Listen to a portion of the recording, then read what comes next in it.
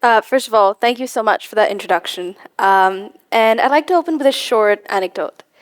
So, not too long ago, one of my friends enrolled in the IGCSE art program came up to me, and she couldn't draw any inspiration. She was in a dry spell for one of her prep sheets.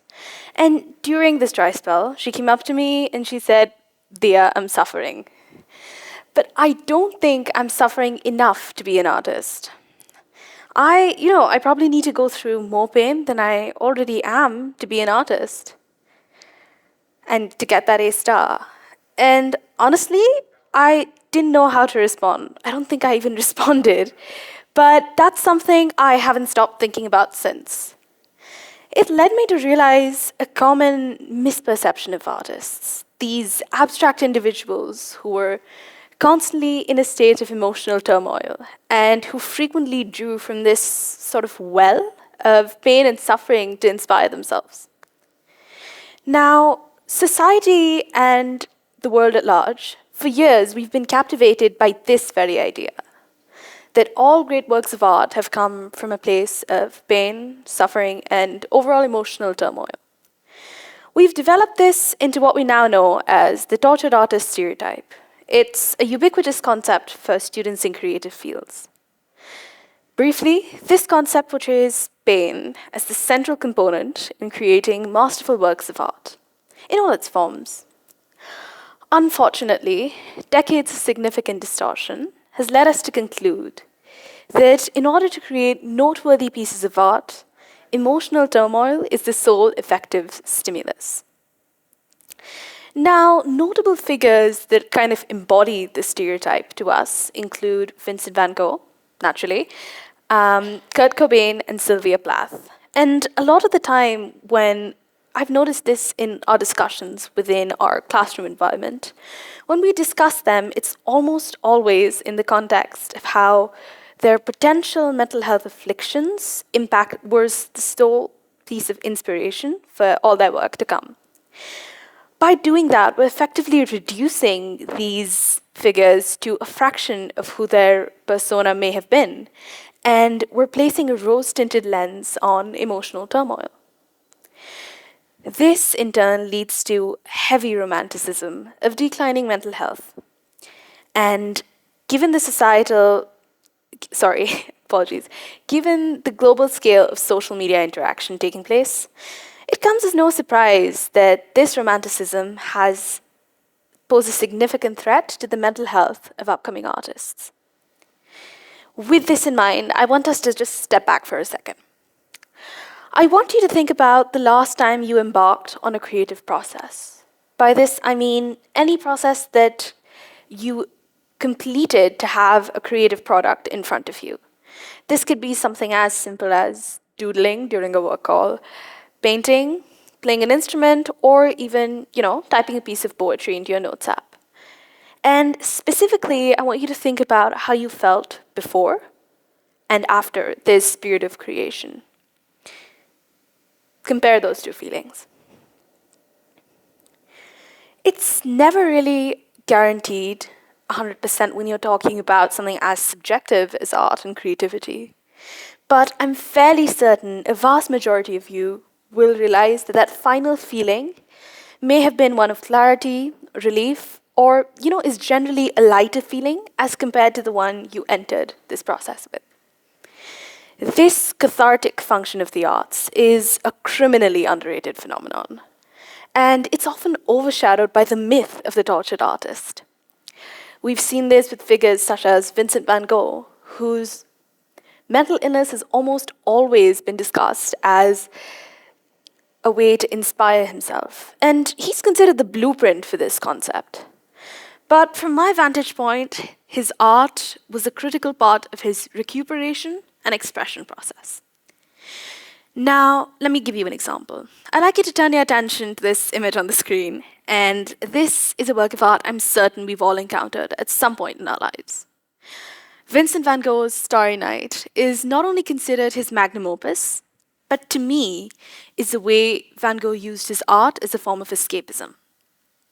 Now, at first glance, it seems pretty apparent that a lot of this work stems from Van Gogh's own imagination. given the distinctive nature of their brushstrokes and even the view of the town. But the reality is, this landscape is based off a view that Van Gogh frequently was in the habit of seeing. It's inspired by the view outside his window at the St. Paul Hospital, where he was undergoing psychiatric treatment at the time. Now, given the rather enclosed, restricted, and disturbed state of the artist being at the time, it isn't that much of a leap to suggest that the creative liberties he took in creating this piece of art were rather cathartic in nature and allowed him to momentarily escape the kind of enclosed reality he was living in. In fact, the artist himself remarked upon this phenomenon of escapism.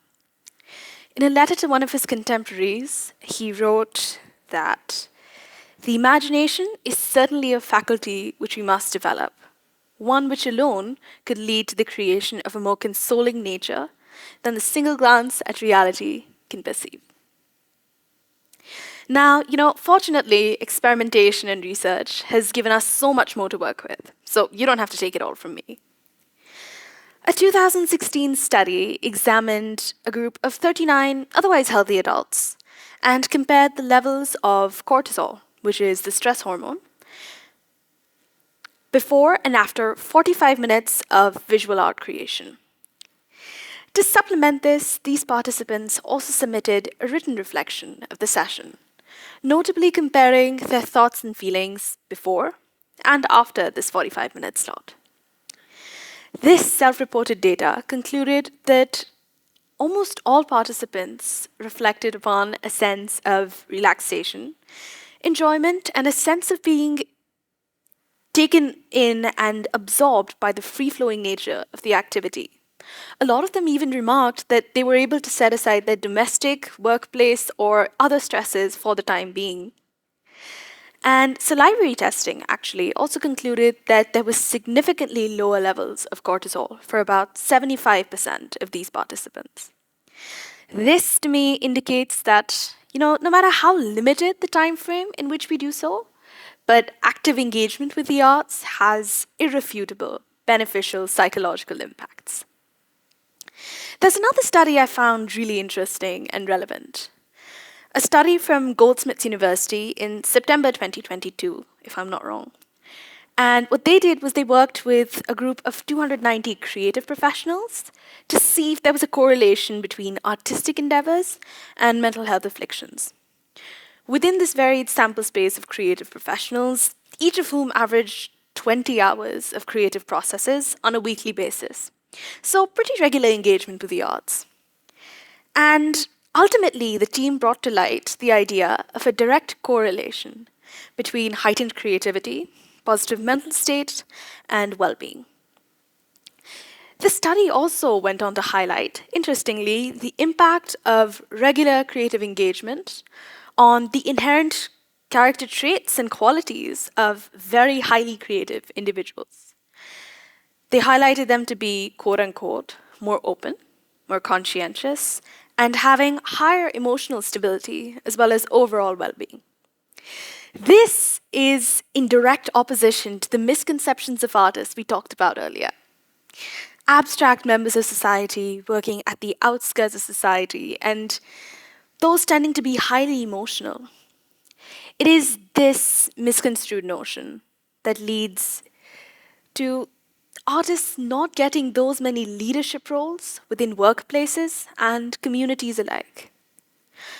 Whereas the reality is that many, many artists can actually utilize their creative thought processes to successfully amplify key workplace skills, including reflection and innovation, to name a few.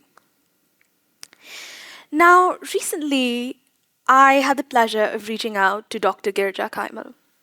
Dr. Kaimal is the Associate Professor at the Creative Arts Therapies Department at Drexel University, as well as the President of the American Art Therapy Association. So we discussed the intersection of leadership and creativity.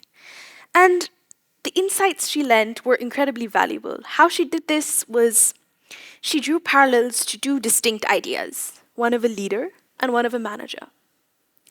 The key difference and essential attribute is that a leader is one who has the capacity to think ahead, to visualize, conceptualize the future of an idea or something that may not even exist yet, and consider the most creative way to develop it. A leader is also one who has the ability to approach a problem, a hurdle, or even a brainstorming session with various potential lenses of observation.